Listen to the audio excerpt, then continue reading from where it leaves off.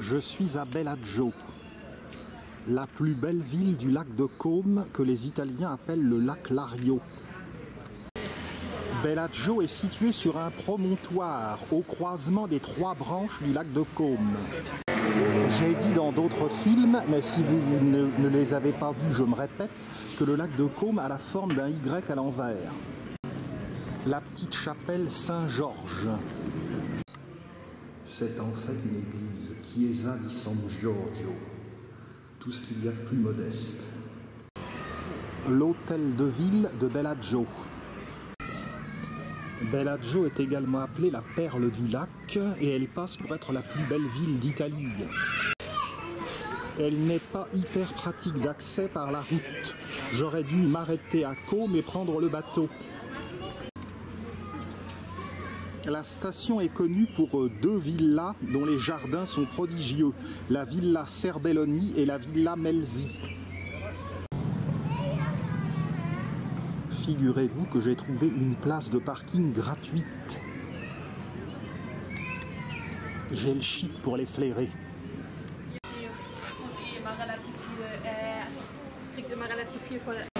Au XIXe siècle, c'est le duc de Lodi, Francesco Melzi, qui a mis la station à la mode. Ici, c'est le royaume des façades colorées.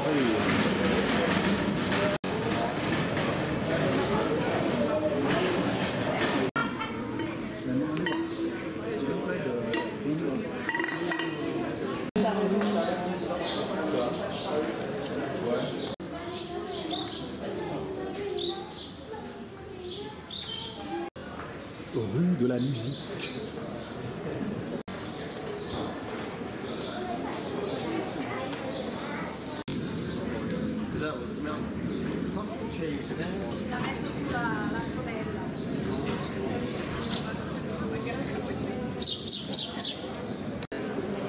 L'église de Bellagio.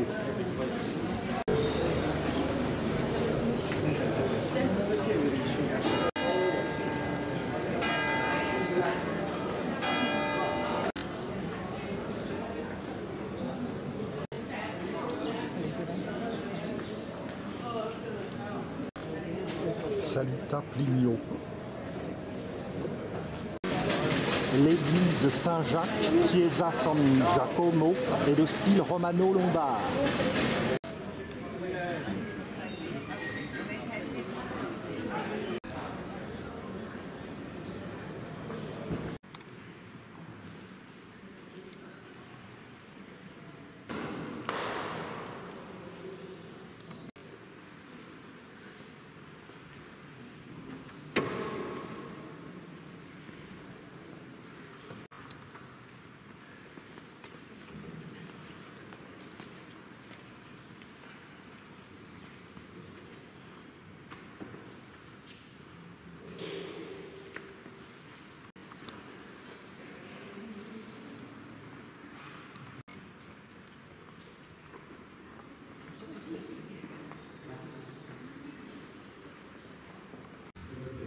Le baptême du Christ par Saint Jean-Baptiste en mosaïque.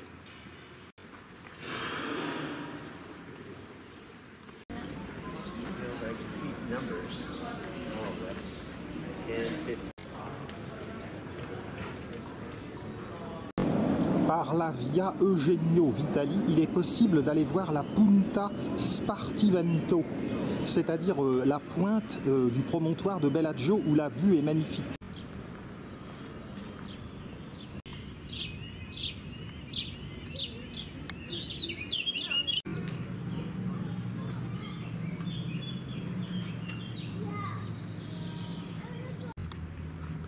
Floraison des magnolias.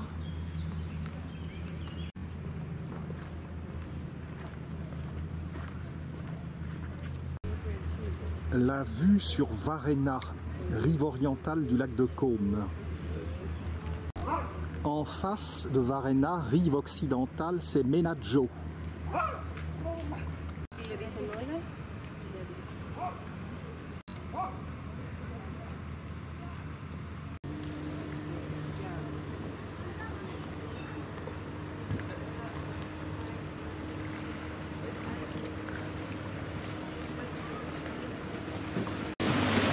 Varena est connu pour les jardins de la Villa Monastero.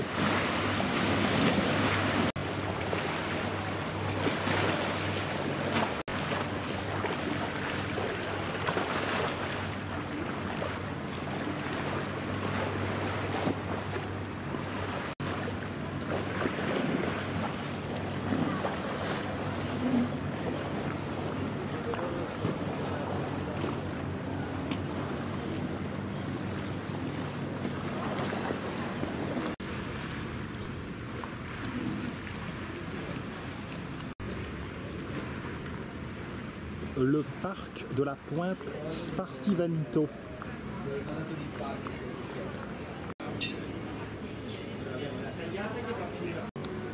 Face à nous, la pointe nord du lac de Côme, la moins touristique. Tremezzo.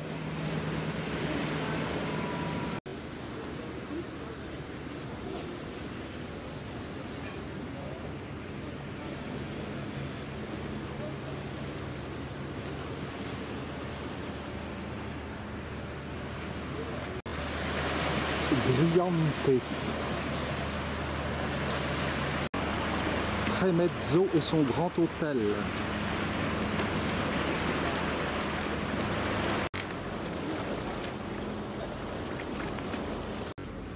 Le lac de Côme est en fait une dépendance du fleuve Adda.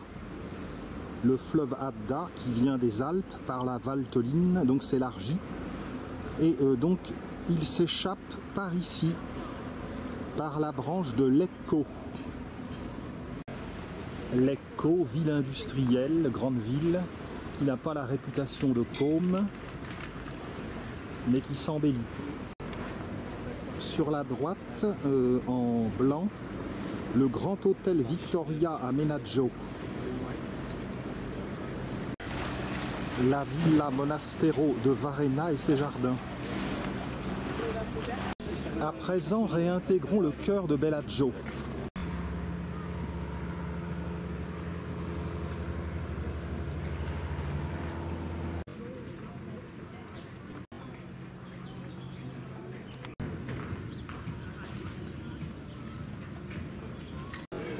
Retour devant le clocher de la basilique Saint-Jacques.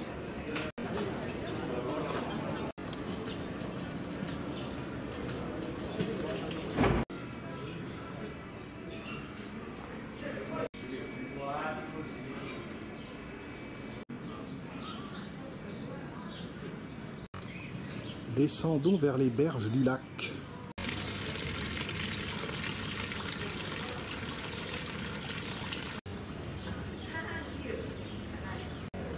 Via Centrale.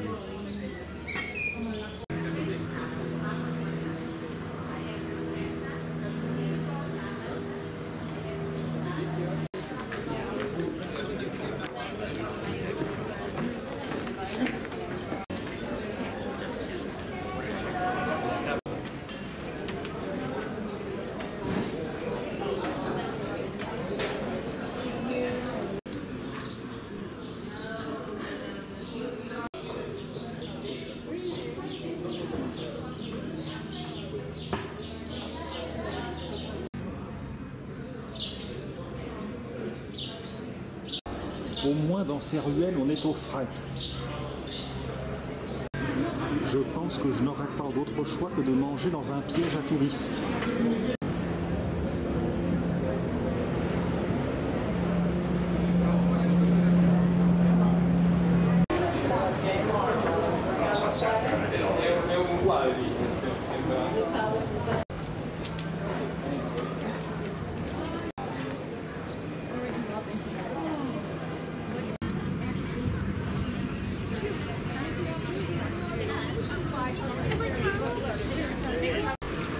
Dirigeons-nous vers la Villa Melzi pour voir les jardins.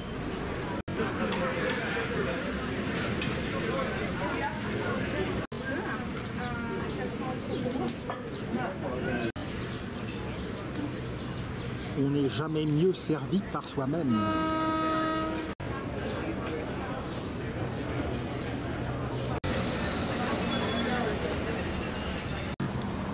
L'hôtel ici est complètement décrépit.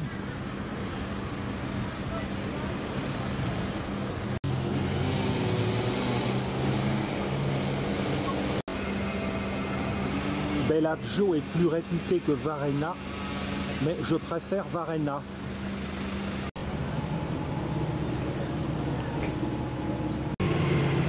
Avec le Lungo Lago ici, nous allons trouver un nouveau point d'intérêt qui va peut-être me raccommoder un peu avec Bellagio.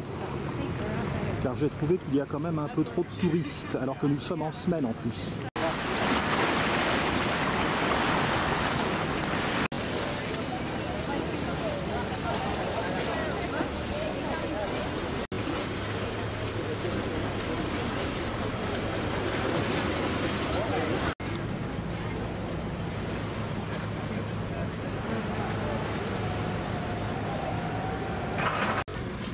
Le promontoire de Lenno, sur lequel se trouve la Villa Balbianello.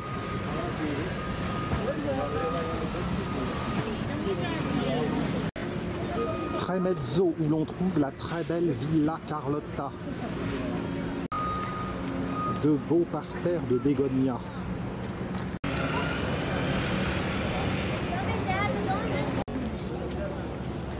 En route pour la Villa Melzi.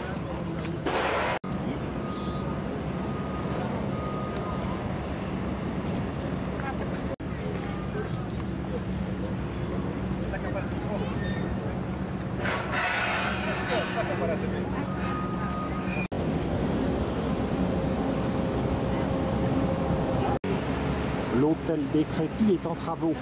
Ce sera peut-être un hôtel splendide dans quelques années, dans quelques mois. Bon, j'ai peut-être été un peu sévère avec Bellagio quand même, ça en jette. Ces bégonias sont du plus bel effet.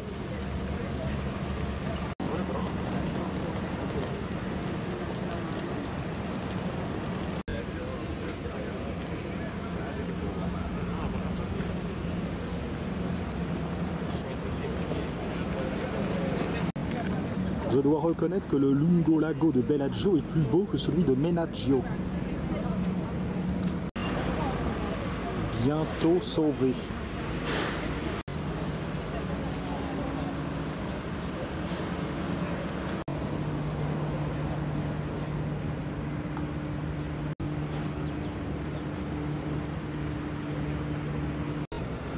La branche de Côme. Griante, extrémité nord de la Greenway du lac de Côme. La Greenway, c'est cette randonnée pédestre de quelques 10 km qui forme un tracé entre Colonno et Griante, passant par Tremezzo et Lenno.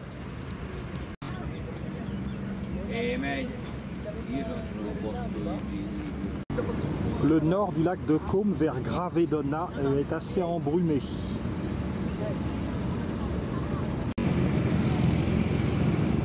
La Villa Melzi n'est plus très loin. Quant à la Villa Serbelloni, c'est une visite guidée. On ne peut visiter que les jardins qui, paraît-il, sont moins beaux que ceux de la Villa Melzi. Mais par contre, le panorama y est magnifique. Allez, je bats ma coulpe, je capitule en race campagne. Ça a quand même de la gueule, Bellagio.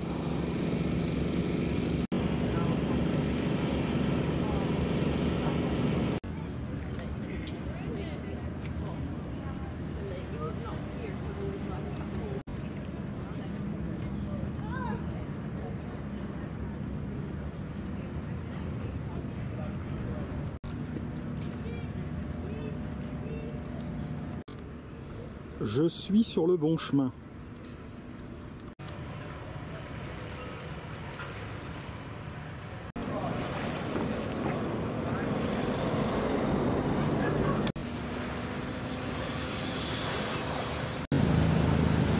Voici l'entrée des jardins de la Villa Melzi. Francesco Melzi Deril a fondé cette villa et il est enterré dans le parc. Un sphinx nous accueille. Va-t-il me poser une énigme? Un très beau plan du lac de Côme que vous voyez en Y. Et à côté, il y a le lac de Lugano qui est italo-suisse. Les Italiens l'appellent le lac Ceresio. Lac Lario pour le lac de Côme. Pour en revenir à Francesco Melzi-Deril, il était grand chancelier d'Italie et collaborateur de Napoléon. À l'entrée se trouve sur la droite la grotte de Rocaille.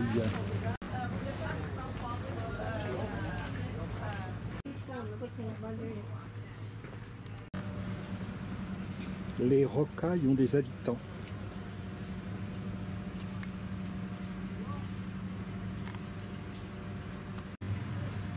Je sens que l'endroit va me plaire.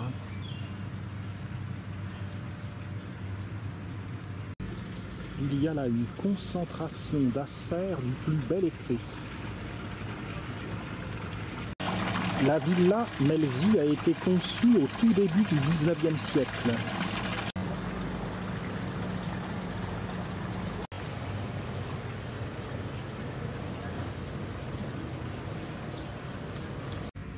Des hostas, mais elles ne sont pas fleuries.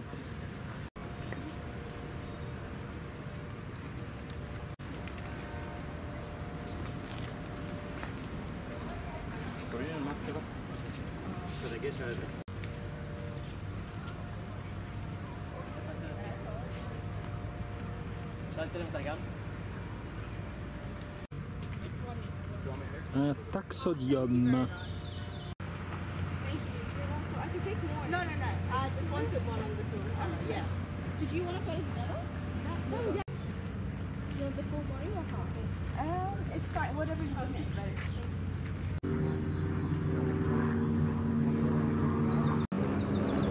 Acer palmatum.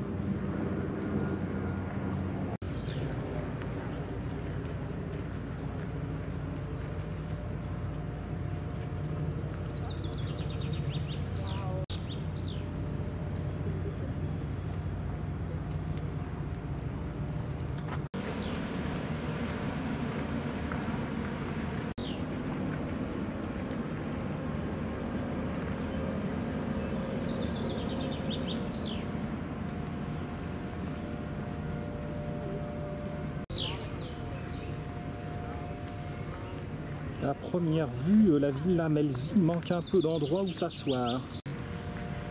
Cet édicule un peu orientalisant est du plus bel effet.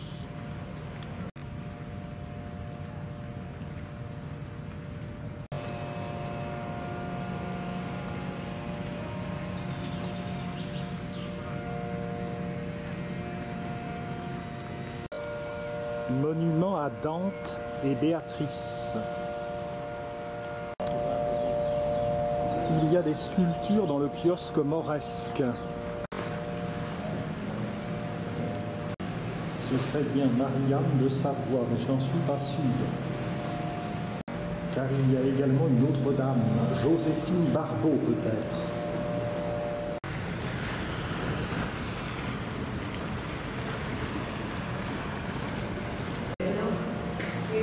La décoration intérieure du kiosque mauresque.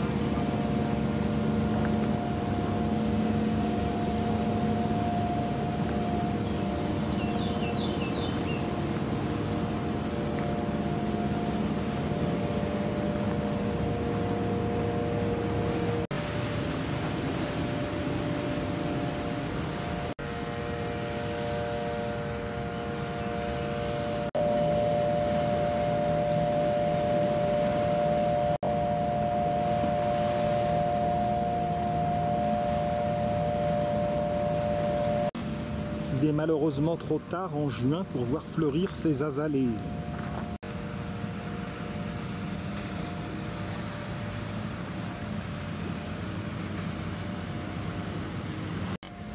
Les bancs modernes de 2005 sont dus à l'architecte Costa.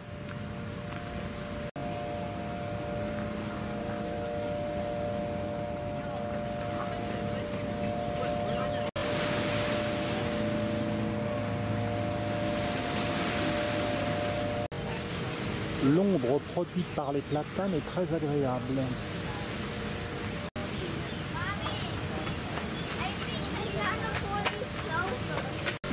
Même si ces bancs sont d'une grande laideur artistique, ils ont quand même le mérite d'exister. Pour ma pauvre carcasse. Les jardins ont été peaufinés entre 1808 et 1813 par Giocondo Albertolli, dans un esprit néoclassique qui ont fait l'admiration du musicien Franz Liszt et également de l'écrivain Henri Beyle, que vous connaissez sous le nom de Stendhal. Par bonheur, le soleil tend à revenir.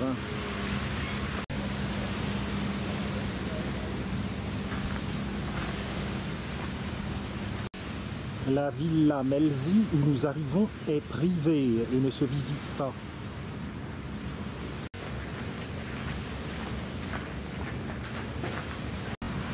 Tiens, des Français sont passés par là. Ils ont laissé traîner leur détritus.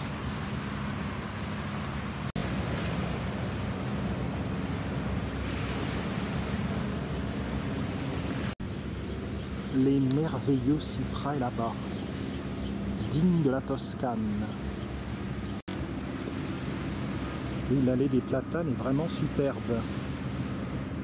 Un hêtre pourpre.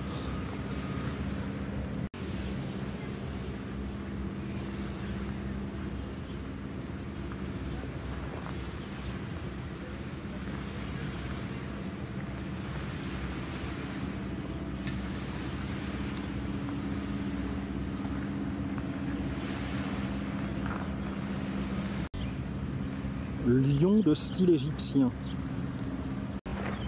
Statue d'Apollon.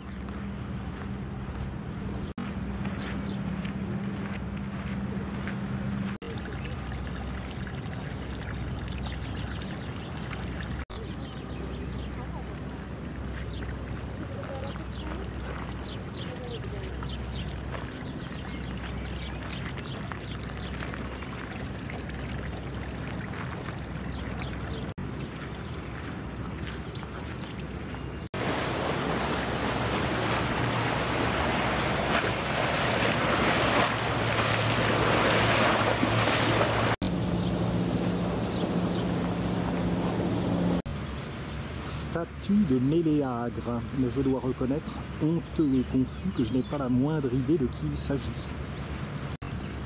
En revanche, là-bas, avec le casque, on identifie bien le buste de la déesse Athéna. Les 4 lions égyptiens montent la garde. Le regard est séduit par un superbe cèdre de l'Atlas.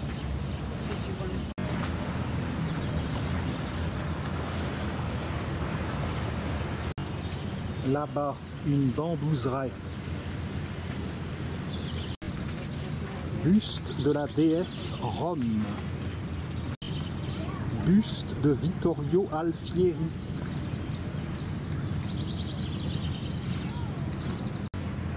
Une gondole a atterri ici. Les curieuses cheminées de la Villa Melzi.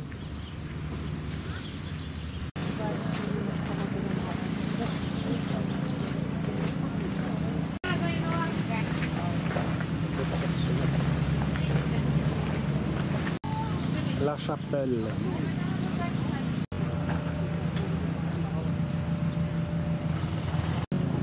Voici un arbre au nom étrange. Chamaeciparis obtusa compacta nana. Vous voyez que les langues, c'est pas si dur que ça. Ça me fait penser qu'il y avait un projet de langue universelle, l'espéranto. Mais ça m'a l'air plutôt en rade, cette histoire.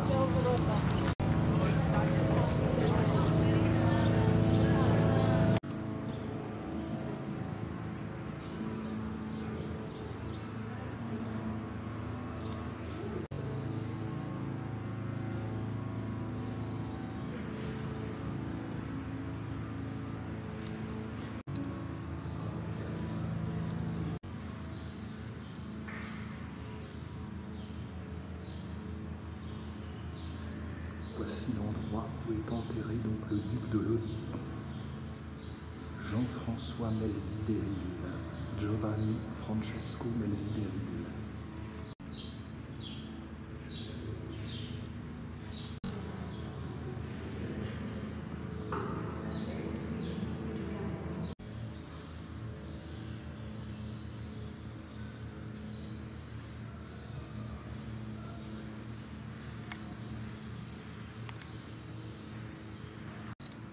Ici, c'est Ludovic Lodovico Melzideril qui repose.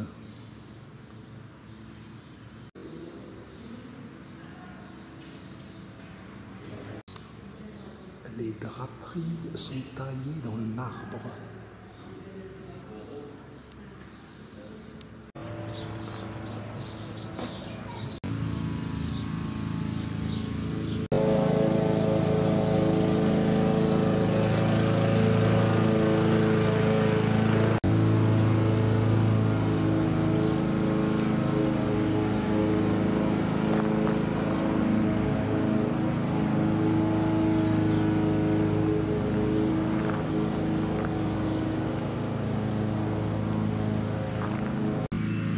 Planté près du cèdre de l'Atlas, ce cornus nous charme.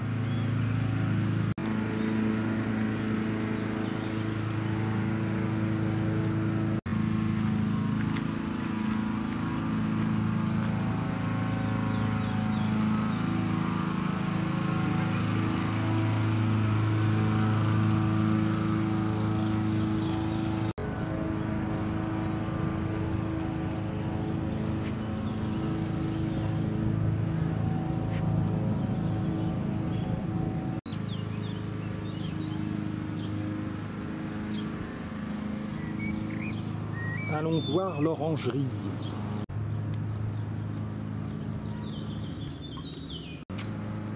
Une vraie plantation de bananiers.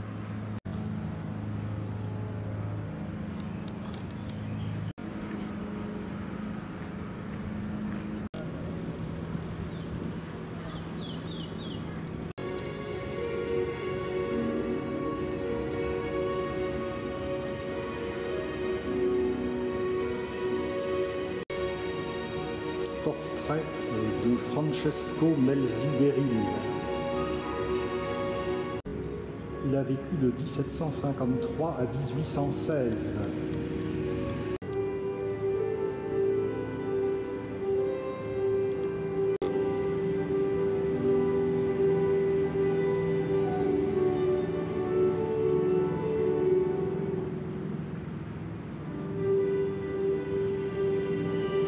Austerlitz, mais aussi Waterloo. Il n'y a pas loin du Capitole à la roche tarpéienne.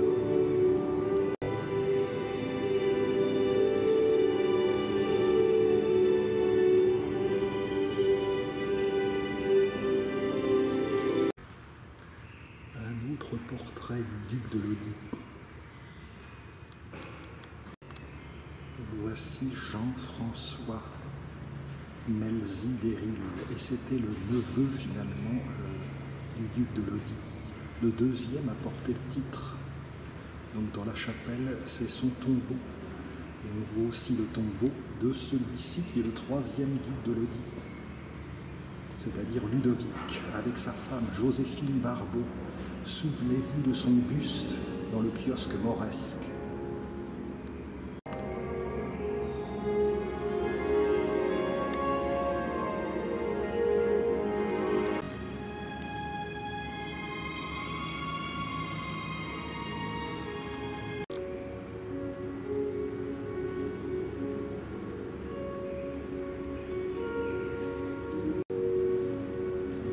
Je l'ai plaint en temps de canicule.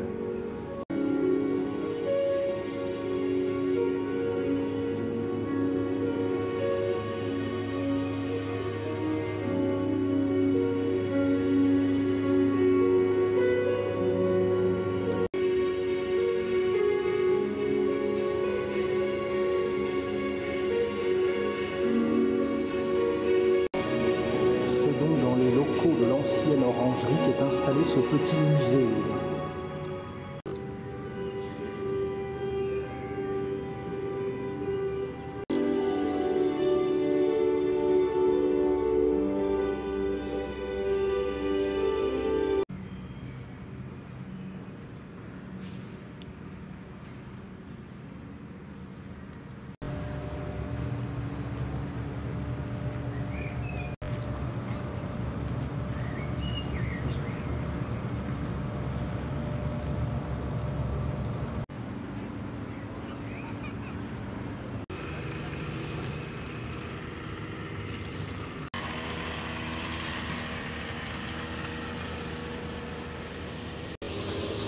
Un endroit idéal pour une petite pause.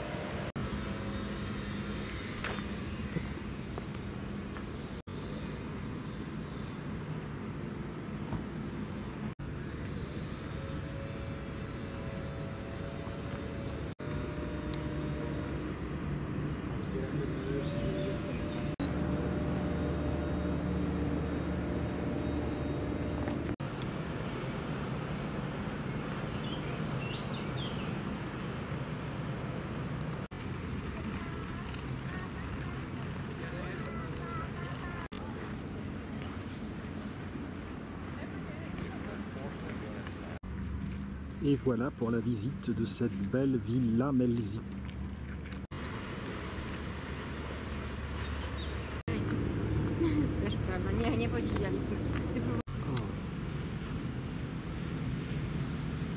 On repasse par le petit étang japonais avec des carpes koi. Et cette fois-ci avec la complicité du soleil.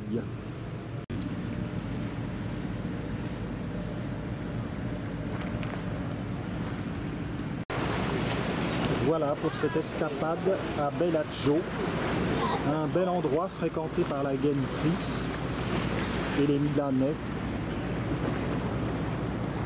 Tout à l'heure, je vous ai montré le lac de Côme, mais je ne vous ai pas indiqué la position de Bellagio. Eh bien, c'est là, à la pointe.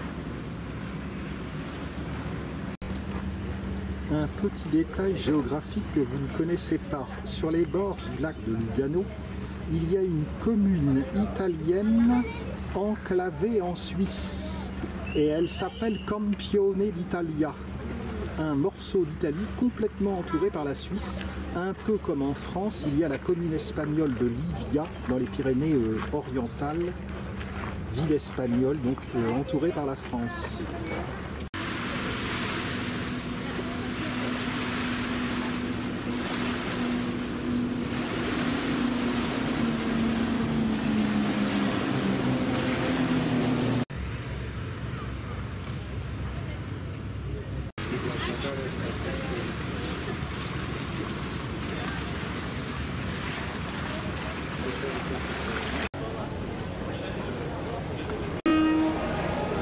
Je vais remonter par la plus belle rue de Bellagio.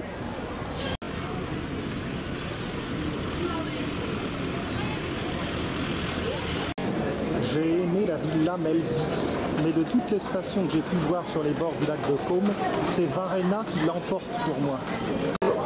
Voici la rue la plus commerçante et ça se voit.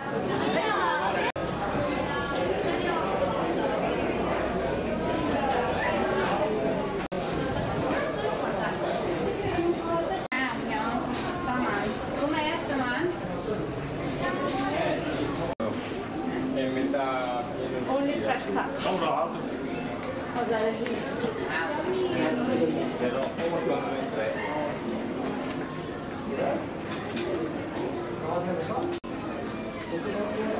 Ouf, on respire un peu plus de ce côté.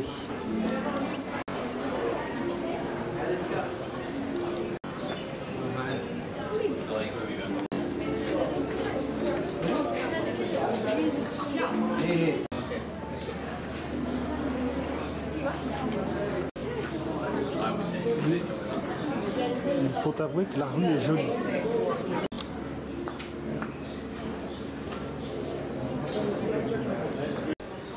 Savez-vous que le mot cravate vient de croate?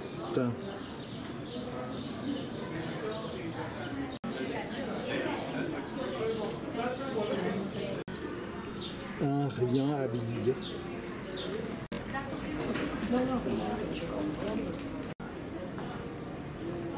Vous savez pourquoi je suis passé par là? Et il y a une gélateria en haut.